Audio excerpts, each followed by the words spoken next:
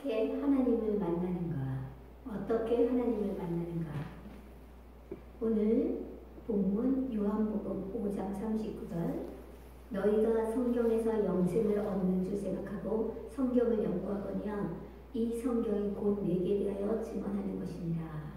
이 본문을 가지고 어떻게 하나님을 만나는가 라는 제목으로 말씀 전하겠습니다.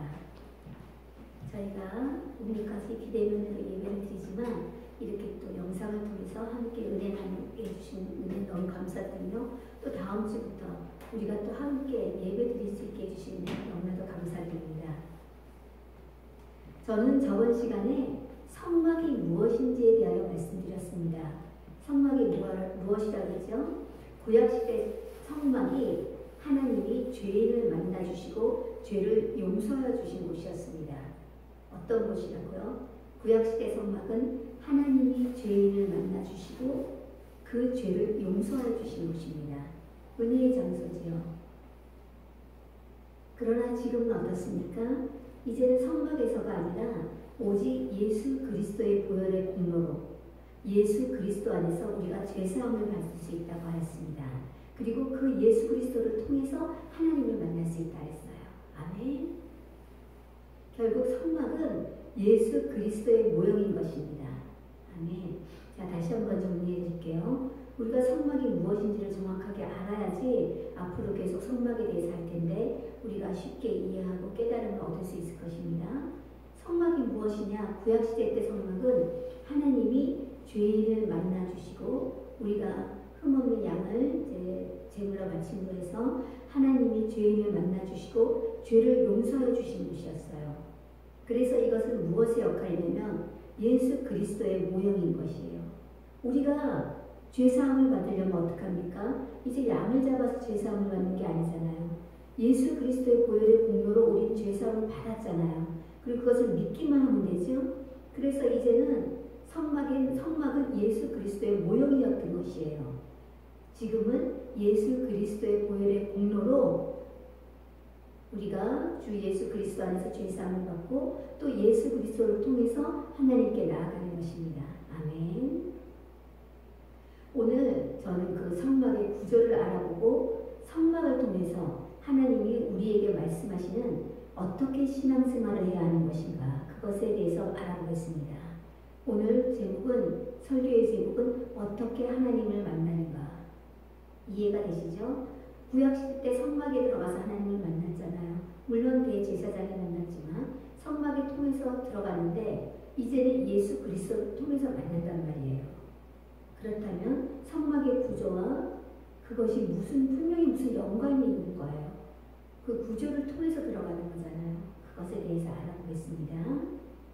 성막의 구조는 일단 성막이 있어요. 성막문, 그리고 문을 통해서 뜰이 있고 뜰을 통해서 그 다음에 장막을 거치고 성소라는 곳에 들어갑니다. 그리고 또 휘장을 거두면 지성소로 들어가게 돼요. 크게 성막의 뜰과 성소와 지성소 이렇게 나뉩니다. 그리고 이것은 아주 또 세분화돼요. 성막에는 성막의 문이 있고 당연히 들어가는 문이 있겠죠. 그리고 번제단이 있고 물두멍이 있어요. 이것이 성막의 뜰에 있는 거예요. 우리가 집을 생각해보면 집에 대문이 있고 대문 안에 무슨 그네를 놔둘 수도 있고 그리고 큰 돌을 놔둘 수도 있겠죠. 정원에다가 여기까지가 성막의 문이 있고 번제단, 물두멍이 있는 게 이제 성막의 뜰에 있는 것이고 휘장을 하나 걷고 들어가면 떡상과 등대와 분향단이 있는 성소입니다.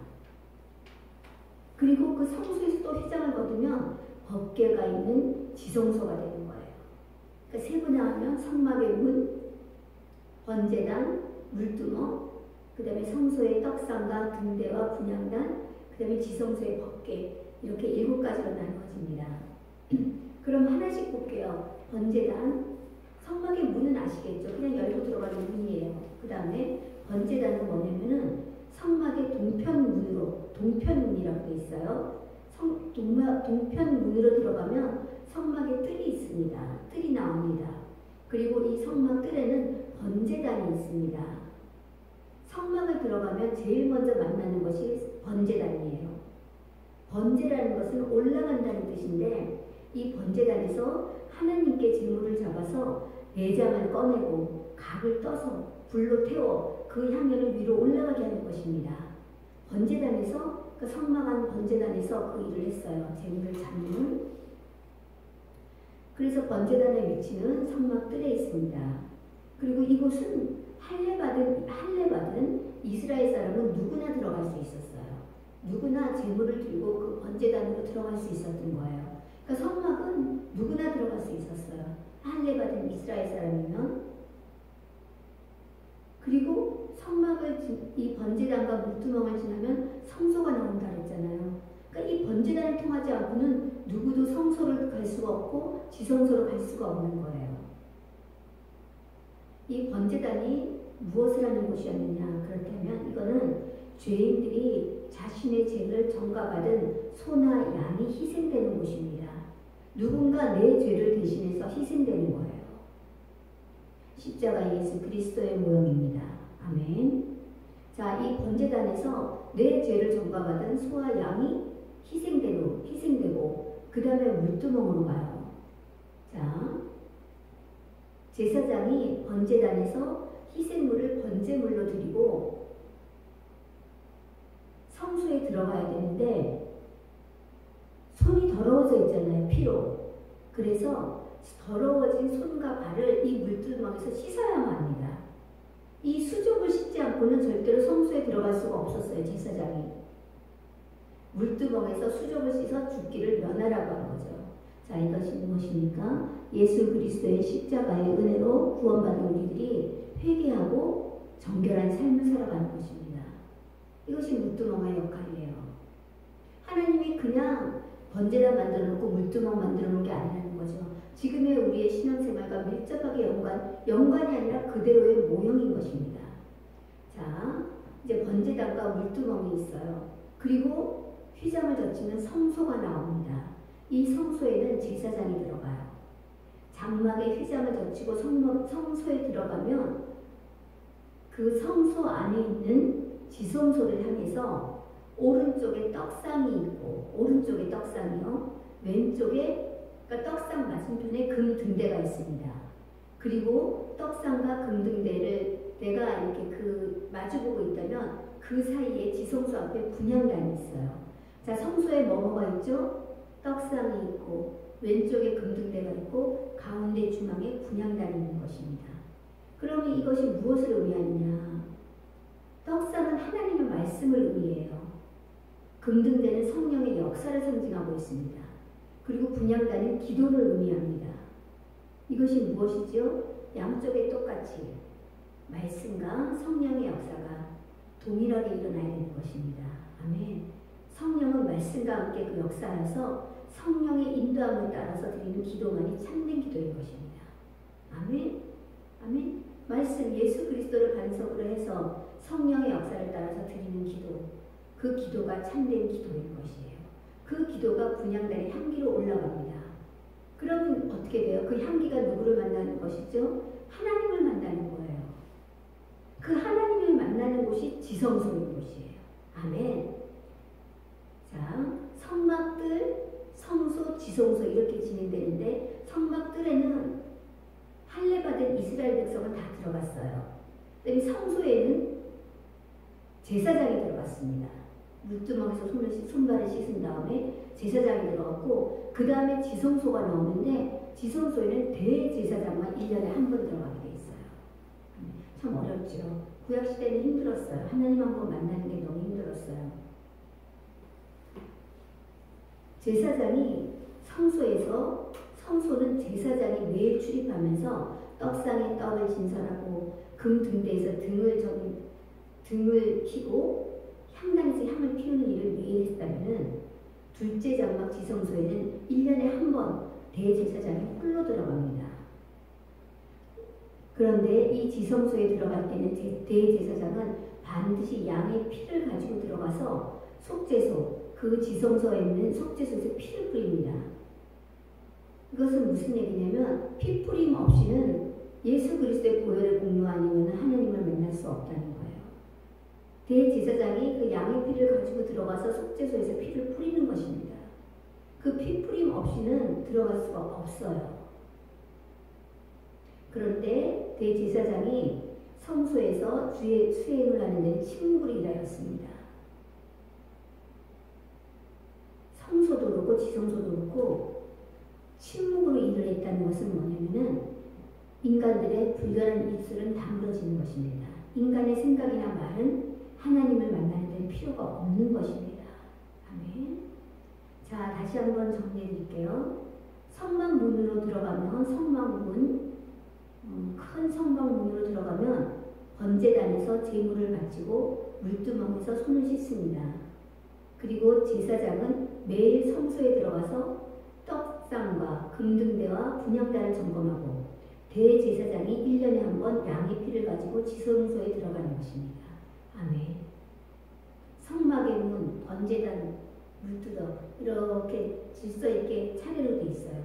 그 다음에 성소에 제사장이 들어가면 오른쪽에 그림을 한번 머리로 그려보세요. 금등대, 떡상, 왼쪽에 금등대, 그리고 그 가운데 지성소 앞에 분향단.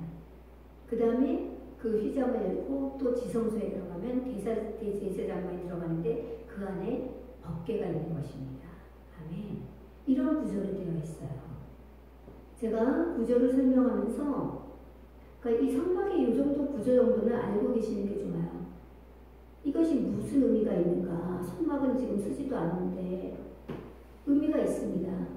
성막의 구조를 통해서 하나님은 우리가 어떻게 신앙생활을 해야 되나를 그때 말씀하고 계신 것입니다.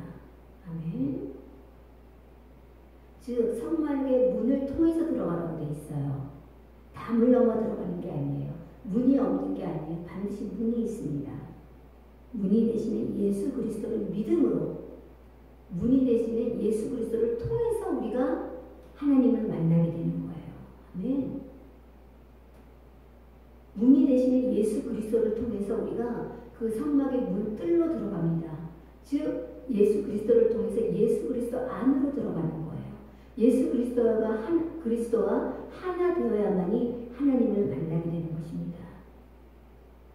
그리고 번제단을 만납니다.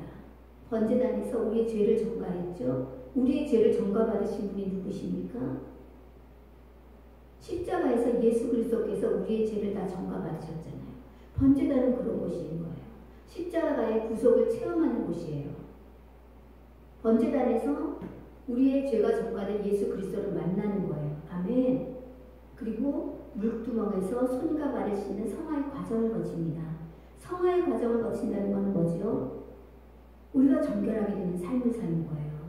예수만 믿고 십자가를 통해서 내가 제사함을 받아서 이렇게 알고 끝나는 게 아니라 구원받은 백성은 반드시 성화의 삶을 살아야 되는 것입니다. 아멘. 그래서 이제 성소에 들어가면 떡상에서 하나님의 말씀을 듣고 등대에서 성령의 충만함을 받는 것입니다. 그래서 말씀을 반석으로 성령의 인도함을 받아 우리가 기도를 드리면 지성소에 들어가서 그 속죄소에서 하나님을 만나는 것입니다. 아멘. 이 과정이 곧 성막의 모형으로 나와 있는 거예요. 그냥 번제단 놓고 물두멍 놓고 떡상 놓고 이렇게 해놓으신 게 아니에요. 그대로 우리가 신앙생활을 하라는 것이죠.